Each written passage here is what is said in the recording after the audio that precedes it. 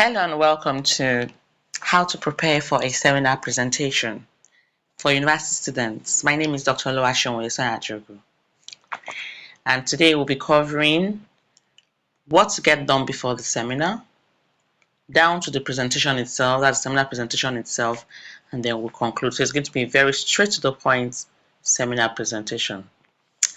Before the seminar, there are a couple of things you need to do in order to put yourself in the right frame of mind and to also be able to come up with the best presentation ever. And they are: number one, relax. I know that sounds strange. I mean, we're talking about a seminar here, and she's saying relax is one of the things I need to do. Yes. When you already have a topic, you have a date to present, and you're wondering, how will I get all of these things done? It is normal to feel anxious. It's normal to feel anxious. Most of the time, you're very, anxious. You're wondering, when do I get this done? How will I get my materials? What if I cannot speak properly? A lot of things are going on in your mind. But the first thing you want to do is to what? Relax. Don't worry, I'll tell you. I want to talk more about that. Number two is create an outline. Create an outline. 3, do your research and gather your materials. 4, prepare your PowerPoint slides, and do your rehearsals, and you are good to go. I'll guide you through every stage or every part of this particular things you need to do before the seminar, during the seminar, and even after. So what's the next thing? Relax. Yeah, relax. Take a deep breath. Calm your nerves. One thing, if you're not relaxed, if you've not calmed your nerves, and you're still telling yourself, how am I going to get this done? A lot of voices in your brain. Let me just tell you the truth, you won't get anything done. You won't get anything done. And even the little you get done would not even be perfect. Everything will look very hard. That's why number one thing is to relax. If you relax, things that would have taken you 5 days to do can take you less than 2 days. Yes, I'm telling you something I know from experience. So number one thing you want to do is to relax and calm your nerves down. You need to calm down. Very, very important. 1. Number 2, don't be anxious. Now, in doing this, you will receive clarity. You notice that when you relax and calm down, tell yourself, I'm going to get this done. Others have done it before after all. I have a topic, I have a date. It's going to come either way. I'm going to find. When you're able to calm yourself down, you receive clarity. You become clear about the topic. If you ever notice when you've been anxious, the topic keep looking ambiguous, but when you kind of calm down and look at the topic again, it looks possible. You even now understand what the topic is even saying. So that's one thing you want to ensure, that because when you get calm, you have clarity.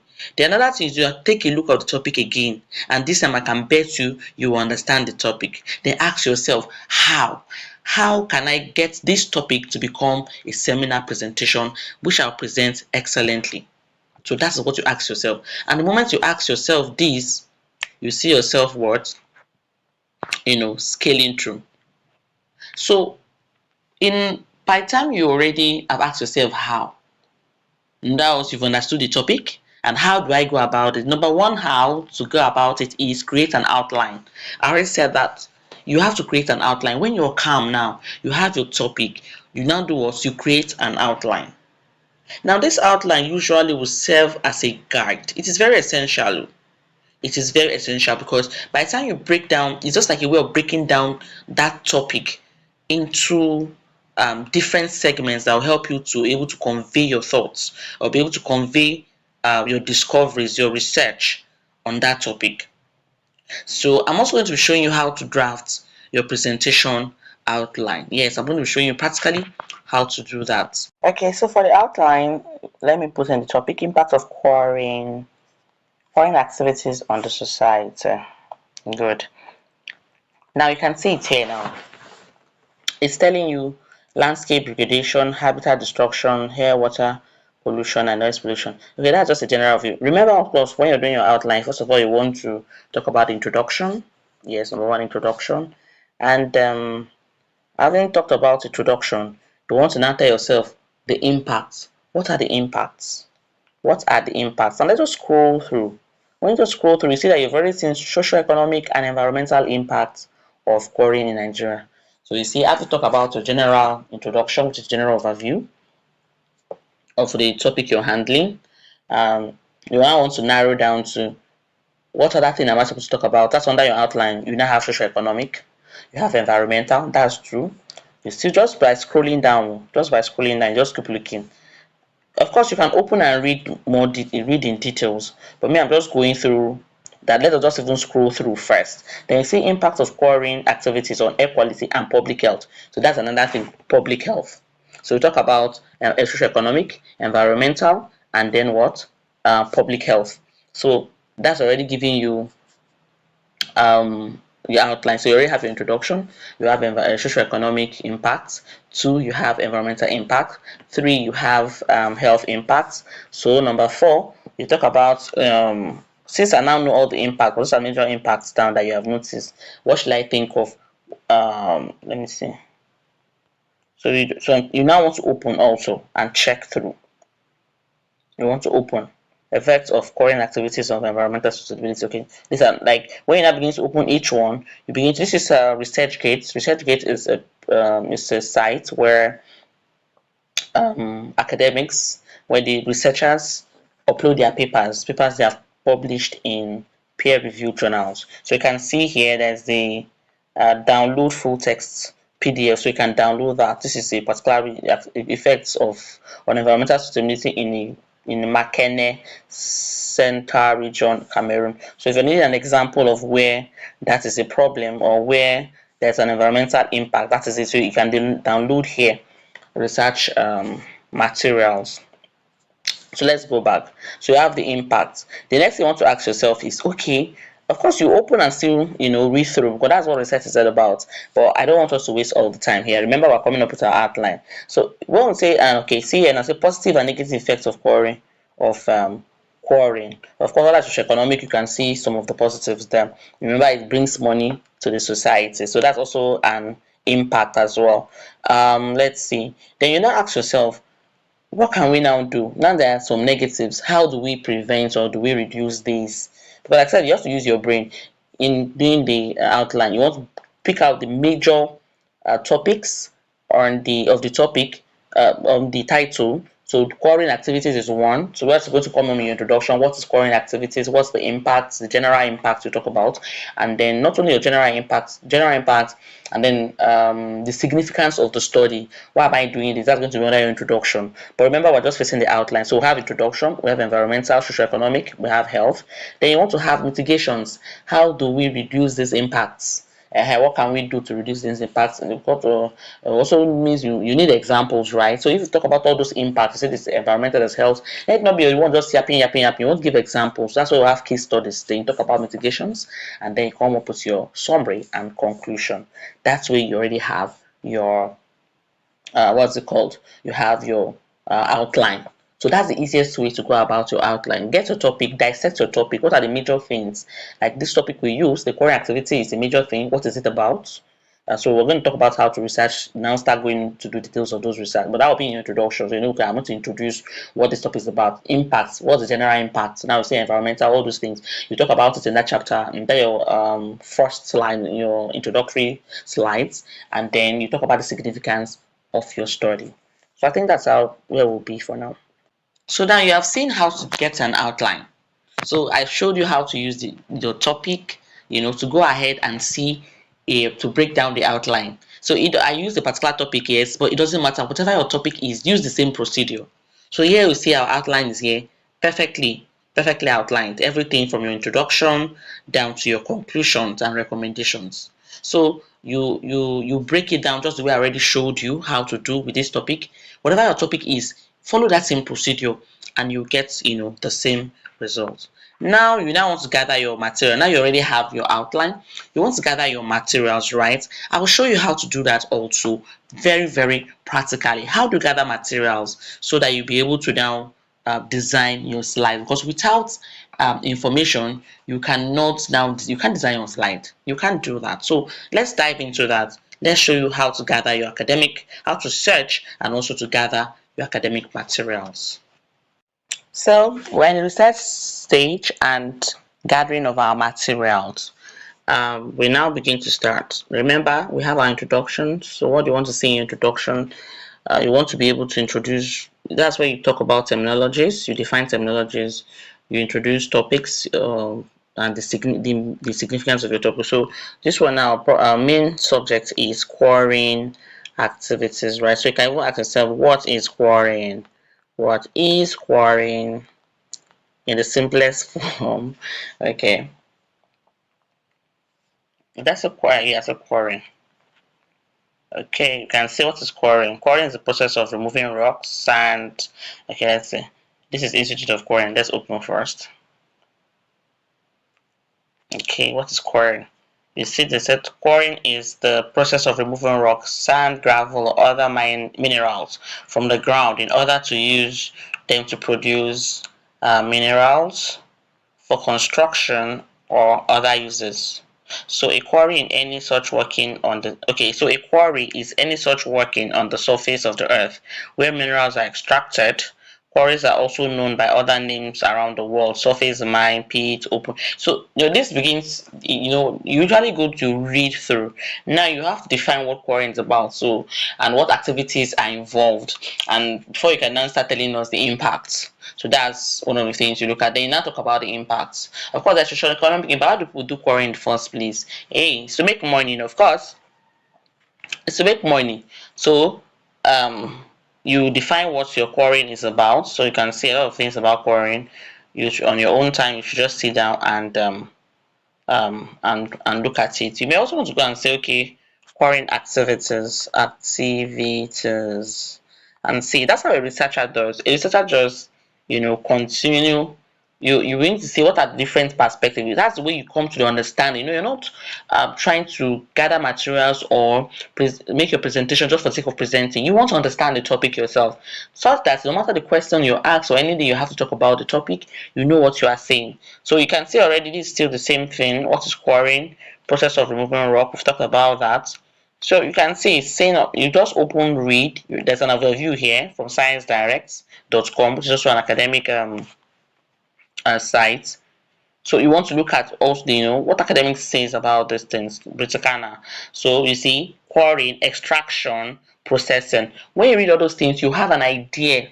So you now know what to write in your introduction. So having talked about what quarrying is and the quarrying activities, you want to talk about the impact. And when we're trying to get our, so let's go the impact of quarrying activities, right? Quarrying on the society.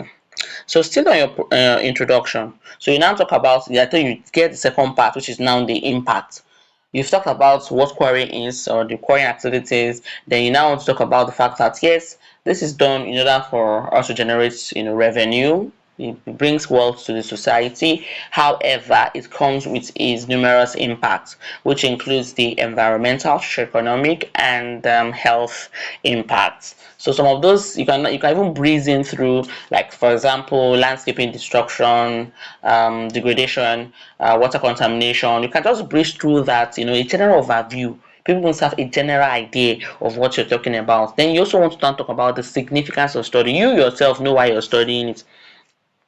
So, or the reason you're going on this research. Now, for the sake of this particular seminar, this is like a review. It's not even like you're doing the work by yourself. So you're going to be reviewing by yourself. So you now said, okay, the significance of this study, or the reason we're looking at this study, is one, so that we can understand how we can still keep making this work without jeopardizing the health of people or without destroying the environment. Those are the reasons. Or let's just say that there was a major problem, or they have been observing major problems in different areas. Remember, it can apply to any topic. Maybe in country A, they noticed that where quarrying activities were going on, there was this particular sickness or this kind of cough that was noticed. In country B, they noticed that country C, and so we're like, okay, let's do this research. Let's know what's causing this exactly. Which part of the environmental of the quarrying activities is leading to this? What can we do to mitigate it? What can we do to stop this? So that's the significance of the study. So you want to also give the reason why I'm backing. We're not just trying to just pass away time. There's a reason we're looking at these topics. So you talk about the significance in your introduction. So from here you get your definitions, you bring down your materials. Now the next on your slide is environmental, I guess, environmental impact. So let's write that. You want to get materials for this environmental impacts of quarrying. of quarrying activities. Anything you want, you just is the important is to get the gist of the matter. Okay. Now, you can see here it says scholarly articles for environmental impacts of quarrying activities. That's it here. So you see, that's already said downloading for me. So from there, you can even pick some of those materials. So scholarly means they were researched by scholars and all that. So they're also in papers. Now, while you might read general things like the Butakanda, Wikipedia, just to have an idea, you really need to go into you need to understand, you need to see what researchers have done. You need to see what papers have been, published in those aspects. For example, so you're now doing a review too. You want to be able to understand what researchers or scientists have said. That, for example, this environmental impact of this under Springer Open. Springer Open too is a journal site, so you can check the environmental impact of quarrying on air quality in Ebonyi State. Now, this is also a case study. It's talking about a specific place. So you open it, and then thank God you see there's this download PDF. You download it, you keep your materials. Remember, you're gathering materials. So after you finish reading, this might be one of your examples of um how it has impacted, how quarry activities have impacted on the environment. So that is one. So you can download that and keep it. This is another one. Let me see the impact of quarrying, cause and effects. Yes, you open that as well. You check the effect of quarrying activities on. Just open them. As you open them, you gather your materials. You can see this International Journal of Science, and it's not totally open, but this is also where you can get a material. You can also get what I said, research materials. And let's just open it. You can see say download file. You can download if you wish to download, if you're getting your materials together.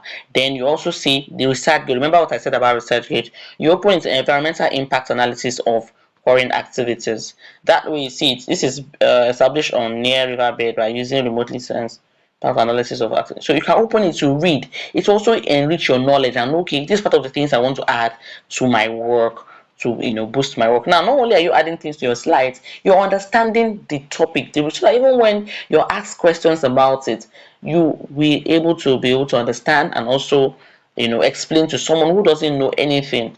So this is now another one, African Journal Online. That's also she said environmental effects of quarrying sites on the adjoining neighborhood in where's that. Anyway, you can also download too. So that way you're gathering materials. Remember, we're talking about research and gathering materials. So you gather your materials, you can read all of these things to have a general say okay, quarries are temporary but environmental impacts are forever. This looks like in an article somebody wrote. You also want to read it, you understand, you want to read it. So every stage of quarrying's life cycle comes at an enormous environmental cost. Okay, just go ahead, read, and these losses can never be reversed even after quarries are inevitably abandoned. Now you want to really read it and say, is it really true? Not everything online you take hook like thinkers. Researchers might realize that there's a way we can reverse this things. Okay, there's a way, even if it cannot be reversed, there's a way we can minimize the impact. So when you're reading also some of these materials, you ask yourself questions. How true is this? Is that nothing we can really do for real? Are you getting my point? So I've already shown you how to gather your materials. So when you finish environmental impact, you come here and come and say health impacts of yeah, of quarrying activities. I think you're getting the gist now. So you pick them one by one. A poor air quality will promote for its links to health issues that are good. Now, air quality, we understand you can have the air filled with particles and all that, but what is the resulting health impact and all that? So let me see, environmental and health impact of quarrying, mining, ammonia. Open that, get down your materials, read through it. You must see what the health implications are, the health impacts and all that. So you continue like that, mitigations, and then you can now summarize and conclude. You see, in the course of downloading all these academic papers, you will see that you can also you get your what's it called to you get your okay, in the course of downloading all these materials, you get your case studies as well, because we give you examples of places as well. So that those things can serve as your case study. You now download everything, go through the materials again, and from then build up your slides. So we'll talk about how to design your slides, how to put the information you gather on your slides without making it unnecessarily cumbersome. So you go like that. Now you can see something. See the way I did this research, I broke it down. That's why it's good to have an outline. If you could get your wrap, you could get a wrap around creating your outline, it will be easier for you to get materials. The problem is that most people just come and type the title of their work and expect to see everything on it. If you type like that, you will see little materials. But when you begin to begin to break it down, different aspects, you begin to see more research papers, more work that have been done in that regard. So we'll talk about how to design your slides and put all this information in a proper way. Now you've created your outline, and let me tell you, when you create your outline, you begin to have a feeling of, having a grasp of the seminar already. Now you have materials. What you want to do is what? Compile your materials. That's not it. You want to compile your materials following your outline. You want to following your outline. Yes, the draft of your outline. That means you start from your introduction, then to your different sectors of the presentation, just like I already mentioned, and then to your conclusions and recommendations. You always want to make sure that you conclude. You do like a summary and conclusion, and if you have recommendations, you put your recommendations. So, well, let's go ahead now. To prepare your slides, there are some things you need to get to know. Usually we use PowerPoint slides. One of the things you want to understand when you're putting your information into the slide is, one, you want to have clear pictures or charts. Now, when you're having a PowerPoint presentation or you're presenting your seminar using a PowerPoint presentation, let me tell you one thing. One thing is that you don't want to, what's the word now? You don't want to put too much words. It's not a report. It's a presentation. So anything that can be represented through pictures or represented by charts is best. So if you have a lot of data you want to explain, see how you can represent them in form of a chart or any chart, or put a picture of it, and then you now have your bullet points. Your words won't need to be so plenty. So when you have your pictures, you have your chart, you have your bullet points, you put your points in bullets. And when you put your points in bullets, you use the chart, the picture to explain. The bullet points also helps you to remember what you want to say. You can't put everything you want to say because it's not a report on your slide. So you have to pick what you want to say on your slide. Just a bullet point. Something like that summarizes the whole thing. So you have a picture, you put a couple of bullet points. You can even see the way I'm presenting. It's not everything I'm saying that is on the slide. They're just bullet points of what I want to say, and then I'm explaining. So you want to have clear fonts. You don't want tiny fonts. Many people use fonts like maybe New Times Roman 18, 12, like normal. You don't use that. If you don't use the kind of font you use when you are writing on or when you're writing a report, it's not the same as what you use on a slide, because a slide needs something bigger so that when it's projected, people in the audience can see the screen and read along with you or see what is on the screen. Now another thing is that the theme, there are different themes of different PowerPoint themes that have different colors. Now you don't want to go and pick things that are clashing in colors. You don't want to pick, because it's an academic presentation, you don't want a slide that has such colors that is distracting us or have designs that are distracting. No. Also, you want to ensure that if you have a dark background, you want that your fonts are in lighter colors. If you have a dark background, you have light, then you have a light background, you need a dark colored font. I personally like using black and white, then maybe a little of color. But as my background is white, the most appropriate color of my font should be black. It will stand out. You understand what I'm talking about now? It will stand out. Then the next thing you want to do is that when you're putting your information, that's why we use our outline. You followed your outline, but in following your outline and you're explaining things, let it have a flow. There should be a flow, should tell a story. It shouldn't be haphazard. Don't drop your information haphazardly. You put your information in a way that it goes from one step to the other. What is this? What is the implications? This is the physical problem.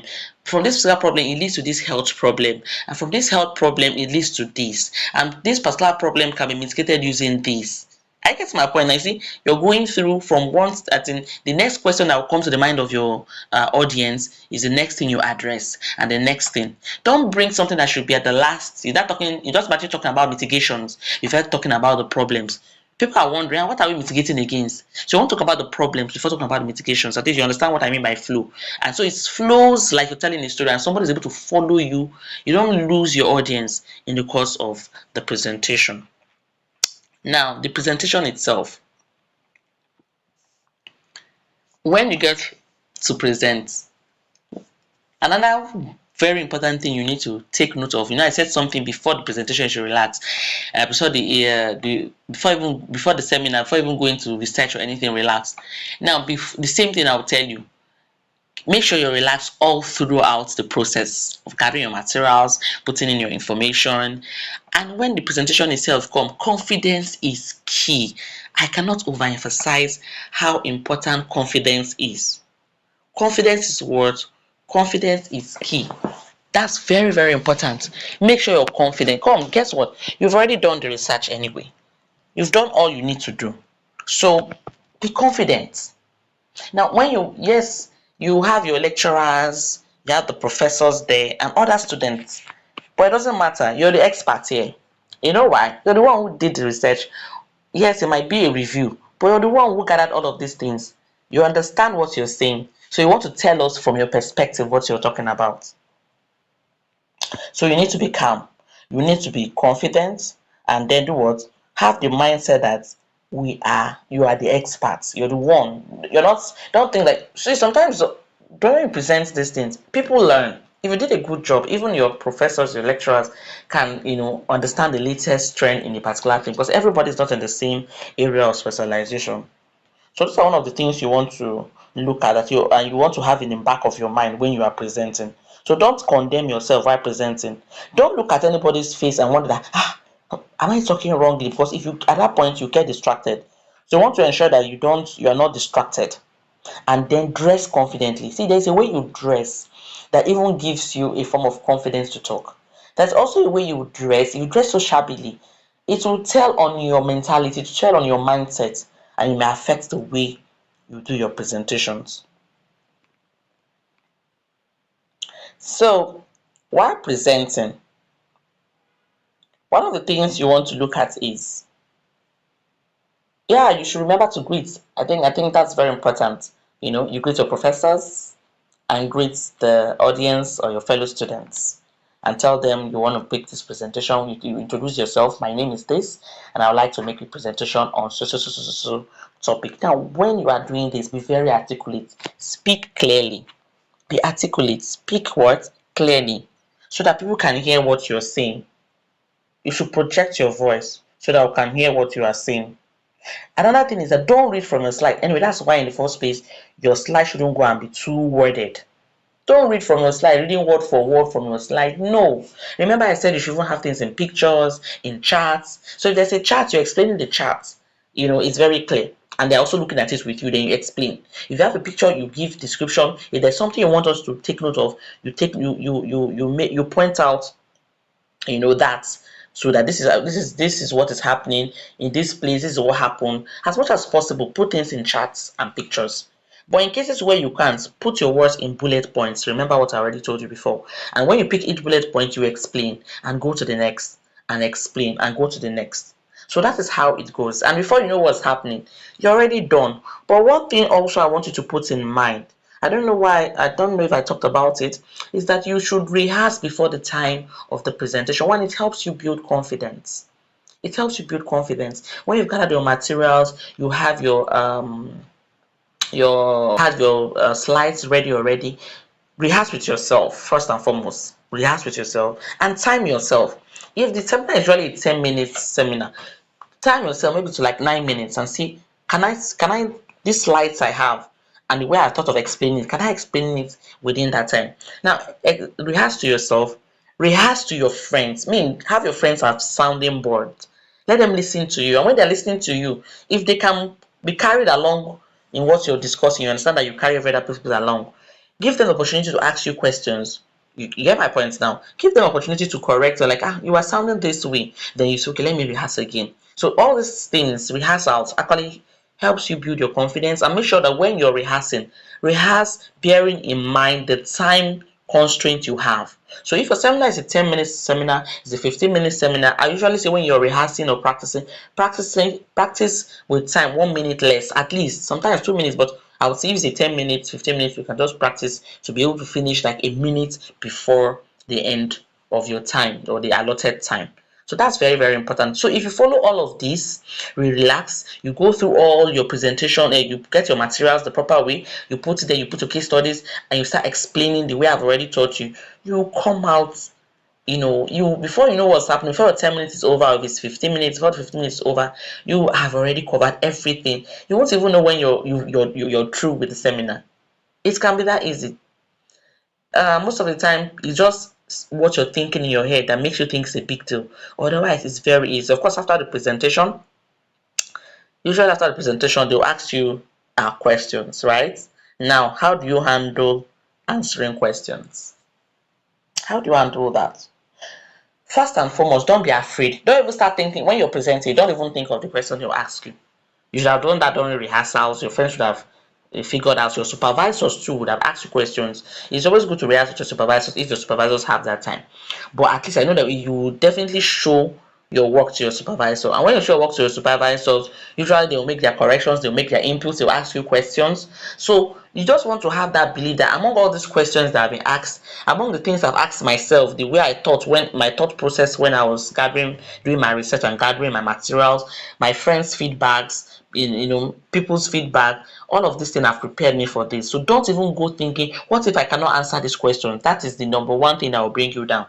So I want to just always have it in your mind that I'm doing good, I'll do okay. I'll do okay. So that is it. So don't be afraid of not knowing the questions. Let the questions come first. And when the question come, answer boldly. See, when you also ask a question, don't be too anxious. If you've seen yourself getting tensed up after a presentation, when they're trying to ask you questions, take a deep breath. Take a deep breath. It will relax your nerves. Now, when you ask the question, nothing says you should rush. Immediately you ask the question, think about the question. Try to understand the question before answering. Don't just open your mouth and just blah and spill out something. Think about the question, understand the question, answer. Now, if you don't understand the question, don't be afraid to ask. Please, I don't understand. Can you ask the question again? I didn't hear you clearly. Or if you really didn't even understand the question, ask again. The person asking the question might rephrase the question in a way you'll be able to understand it. So make sure that you're not, afraid. Ask for clarification if you're not sure what the person is asking you. And make sure you are calm and respectful. When you're answering a question, answer respectfully. Sometimes you might be asked a question and you're wondering, they know the answer to this question. Why are they asking me this question? And you feel offended. You may not know. That's why you be careful what you think. So you don't know when you just blot out something and it will come out the wrong way. So be respectful and understand that yes, I've done my best and I'm going to do my best. Don't fidget at the last moment. Fear has a very bad effect. It has a way of attracting those things that you don't want to see. So don't be afraid. Be confident. You have done a good presentation. Listen to the answer and answer your questions. So I'll give you a recap. Let's do a recap of what we have learned. Can you remember? Can you remember?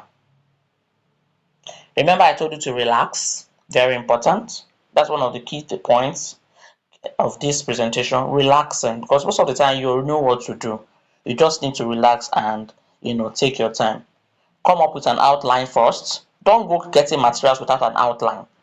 Get an outline. Now when you do your outline, I always advise that when you have the outline for your seminar presentation, whether your supervisor asks for it or not, show it to him or her and say, this is my outline, please, is this okay? They might add more to it, they might remove some. In the course of discussing with your supervisor, you usually know the perspective they want you to address on that topic that you've been given. Another thing you now do is now you do your research and gather your material, which I've showed you how to do. I've showed you how to do that. Then make sure that your slides you have clear pictures, clear charts. Your slides are clear and free of any ambiguity. Make sure that you don't have color clashes. Make sure that your fonts are bold enough, that they're bold enough. Remember that, don't distract yourself. Make sure you don't have distracting colors, and don't get yourself distracted while presentation is going on. Don't even go thinking another thing. Just face that presentation while you're doing the presentation. Remember what I told you, if you have a dark background, your font should be light colored. And if your background is light, you need a dark colored font. Some people make that mistake of putting light color on light color, people won't see, or dark color on dark colors. It doesn't make sense. So it'd be a problem. And always remember to be confident. Answer your questions also confidently. And also remember to thank them for listening. Yes, after a presentation, I always want to say thank you for listening. Just the way I'm telling you, thank you, for listening. Remember to always say that, because it's very, very important. If you have people you want to acknowledge, you may just put the acknowledgement page. In this kind of academic setting, like this seminar I'm preparing for, you don't always need to list all the names of those you're trying to you don't need to list names of all those you're trying to acknowledge, but you can put their names there, or put the people or the institution you want to acknowledge, and just have a slide for it. Thanks for listening, and yes, make sure you subscribe. Can subscribe to this channel, support the channel, subscribe. But above all, feel free to share this to any other students you know that might need this. Yes, any student I know might need this. Feel free to share it. I wish you all the best in your presentation.